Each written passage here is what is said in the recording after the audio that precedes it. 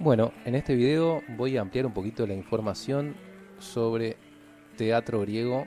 La misma información que aparece en la diapositiva, voy a ir comentándola para agregar y explicar un poquito algunos datos.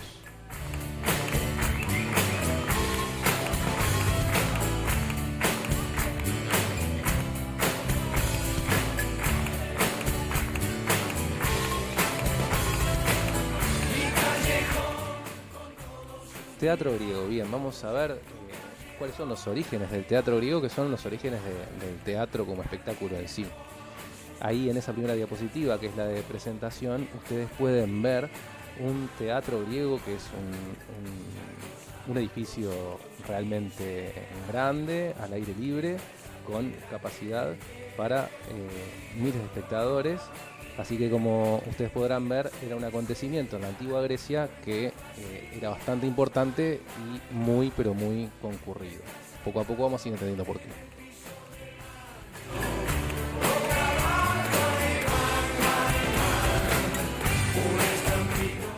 Nos remontamos al siglo VI a.C., el año 535 a.C., que es cuando la tragedia ática comienza su carrera histórica. ¿Qué quiere decir tragedia ática? Bueno, tragedia ateniense. Lo ático es lo relativo a Atenas.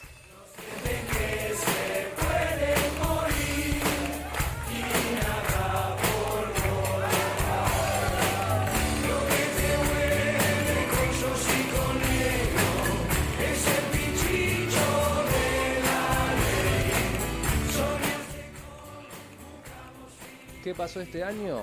Bueno, este año tendría origen el concurso oficial. Bueno, así como nosotros tenemos un concurso oficial de carnaval, los griegos tenían un concurso oficial de tragedia. ¿Cómo surge todo esto? Bueno, es algo que vamos a ir viendo, pero la palabra tragedia van a ver que tienen que ver con este concurso, y fue Pisístrato quien impuso este concurso de obras teatrales, de obras de teatro, en donde los dramaturgos, las compañías de teatro presentaban sus obras ante el público, concursaban y bueno, y obtenían así un ganador.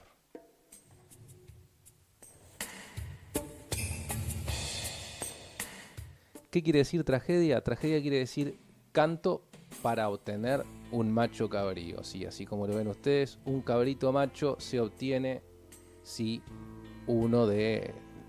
alguien gana ese concurso de tragedias. El premio es un macho cabrío.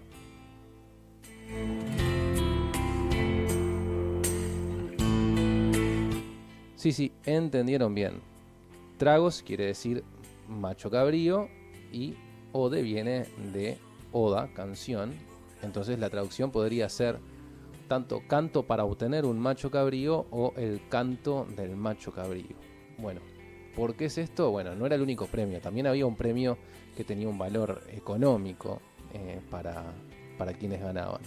Pero desde el punto de vista simbólico es importante el hecho de que se ofreciera también un macho cabrío, y ahora vamos a ver por qué.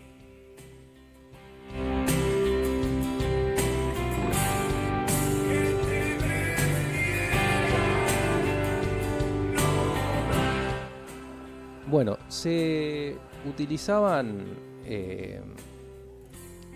la naturaleza como forma de aprovecharla para realizar estas obras, ¿no? Como los espectáculos eran al aire libre, se utilizaba la geografía, el plano inclinado del pie de una colina, de una ladera, para poner allí las gradas, ¿sí? Y ubicar el escenario, y de esa forma tener una elevación que permite la visión de todos los espectadores y también permite mejorar la acústica, ¿no? Los primeros teatros griegos había algunos que eran solo hechos para las representaciones, que se montaban y se desmontaban con madera, pero los que nosotros conocemos, y algunos de ellos han llegado hasta ahora, después les mostraré alguna foto, tenían ya una construcción arquitectónica más compleja y más duradera.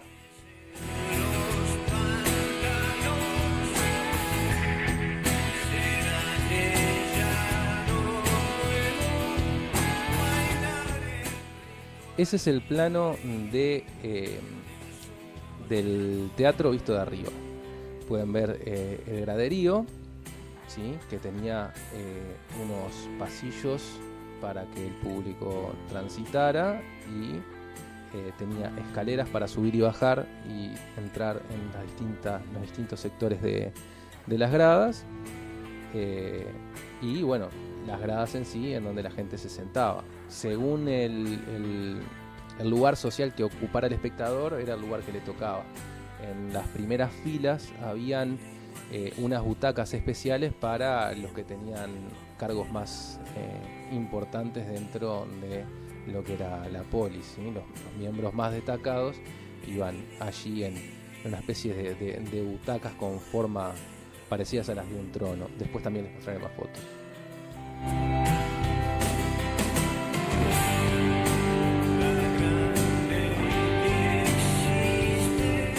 También ven por acá una palabra que les va a resultar conocida. Incluso acá, como está, es un mapa que tiene seguramente en inglés los nombres. Aparece esta palabra acá, que ustedes pueden verla escrita si buscan teatro griego por ahí, pueden verla escrita con K, orquestra, y que es muy parecida a una palabra en español que nosotros utilizamos, se llama orquesta.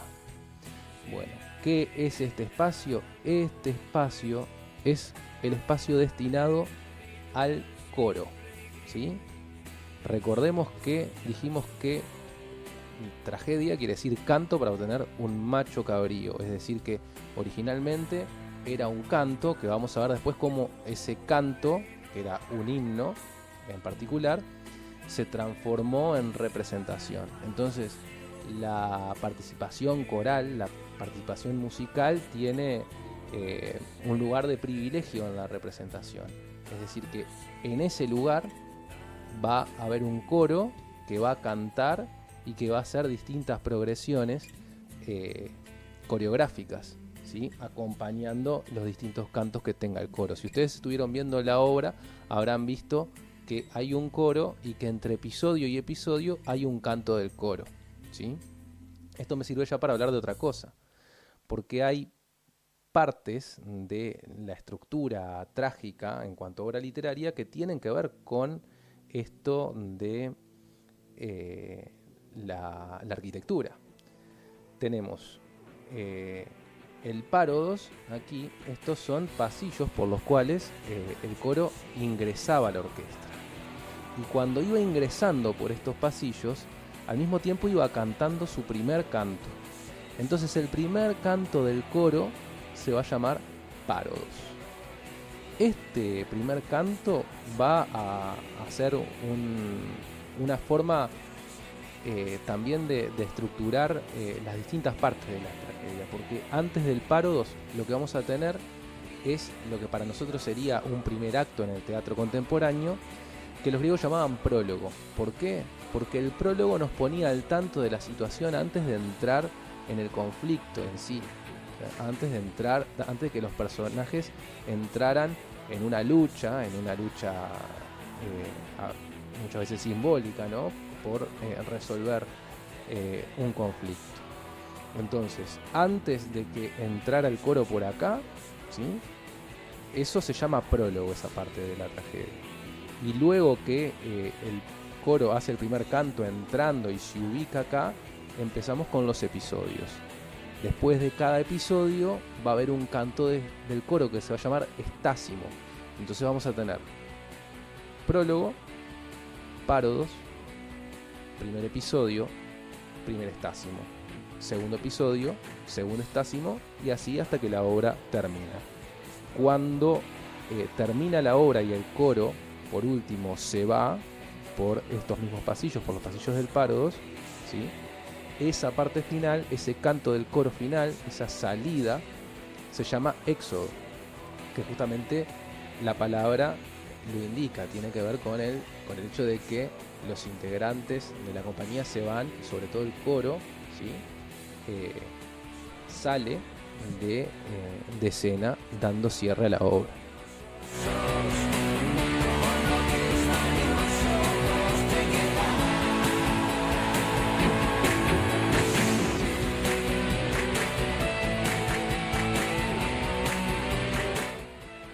ahí en el centro ustedes pueden ver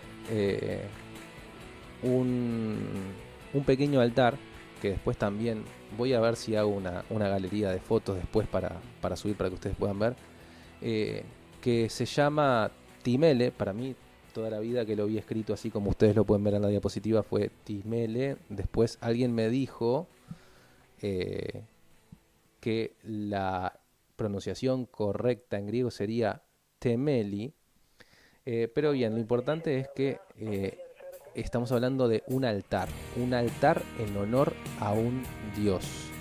Y la pregunta es, ¿por qué tenemos en medio de un espectáculo teatral un altar en honor a un dios?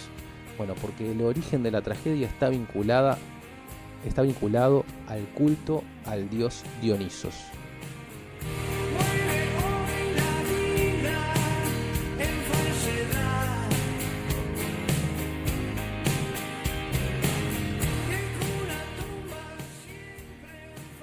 Bueno,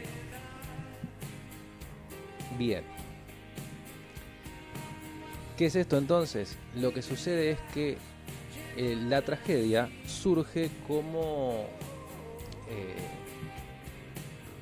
una derivación de lo que era el rito a Dionisos, que se practicaba en lo que eran las grandes fiestas dionisíacas. Decirles que Dionisos es el dios de la vid, de la vendimia y por lo tanto dios del vino, y que en las fiestas dionisíacas la población griega se entregaba a distintos excesos que tenía que ver con la comida, la bebida y bueno, todos los placeres que ustedes se les puedan imaginar. El pueblo griego se entregaba a esos placeres y esos excesos en esas fiestas. De algún modo, lo que hacía el pueblo en esas fiestas era, como el pueblo griego era un pueblo que tenía como ideal, la cultura griega tiene como ideal algo que se llama sofrosine, que quiere decir la mesura, el equilibrio.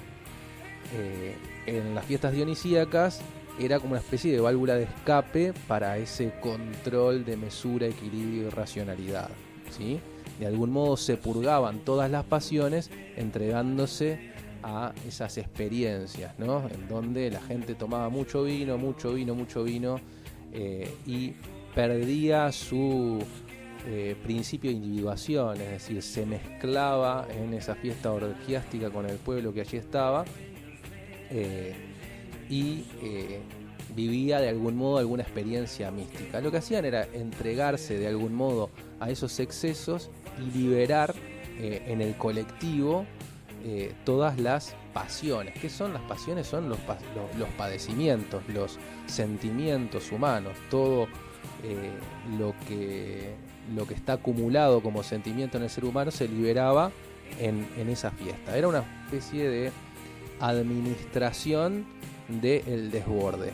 En vez de que la gente se desbordara en cualquier momento, elegían un momento, un lugar, que era el culto a Dionisos, para que ese desborde se diera, ¿no?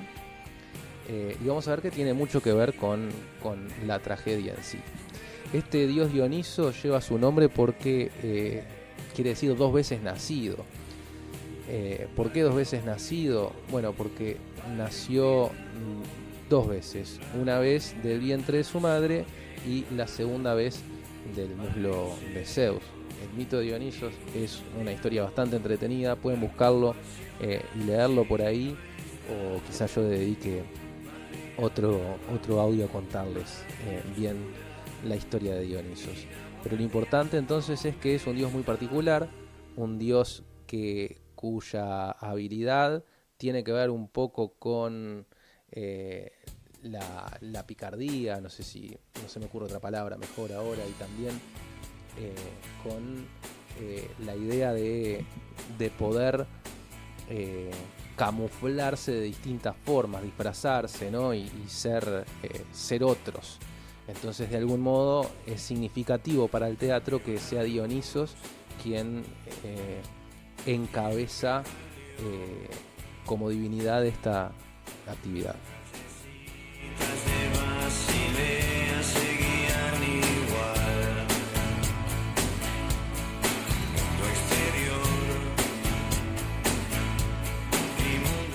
ese Timelé de a poco va a ir desapareciendo y en realidad, bueno, ¿qué pasaba? Al principio, como parte del rito, se sacrificaba un macho cabrío. ¿Por qué? Porque viene del culto a Dionisos antes de que existiera el teatro como manifestación, como concurso, ¿no? Contarles que lo primero que existió fue el canto coral, en donde se cantaba un himno a Dionisos que se llamaba Ditirambo. A partir de que uno de los componentes del coro que canta el himno a Dioniso se separa del coro y contesta lo que dice el coro, se implementa, se inaugura el diálogo, ¿sí? Y a partir de que se inaugura el diálogo, se da lugar a la tragedia. Esa evolución se fue perfeccionando al punto tal que fue algo muy popular, que la gente gustaba mucho y que se institucionalizó de algún modo con Pisístrato al instaurar los concursos. Entonces dicen que el primer dramaturgo, el primero de los trágicos que implementó este cambio se llamó Tespis, ¿sí? Que se separó del coro y empezó a responder. Así que primero tuvo un solo actor, después fue ingresado el segundo actor y luego un tercer actor. De ahí salen los nombres que ustedes seguramente conocen como el nombre protagonista. ¿Qué quiere decir protagonista? Protagonista quiere decir el primero en entrar en lucha, porque agón quiere decir lucha y proto el primero. Entonces el primero en entrar en la lucha es el protagonista. En la tragedia griega llamamos protagonista a aquel personaje que es el primero en entrar en el conflicto, ¿no? El que de algún modo va a plantear el conflicto. Y se llama deuteragonista al segundo en entrar en conflicto y tritagonista al tercero en entrar en el conflicto. También hay una palabra que seguramente ustedes conocen que es antagonista. El antagonista es aquel personaje que se opone al protagonista y que establece de algún modo la lucha.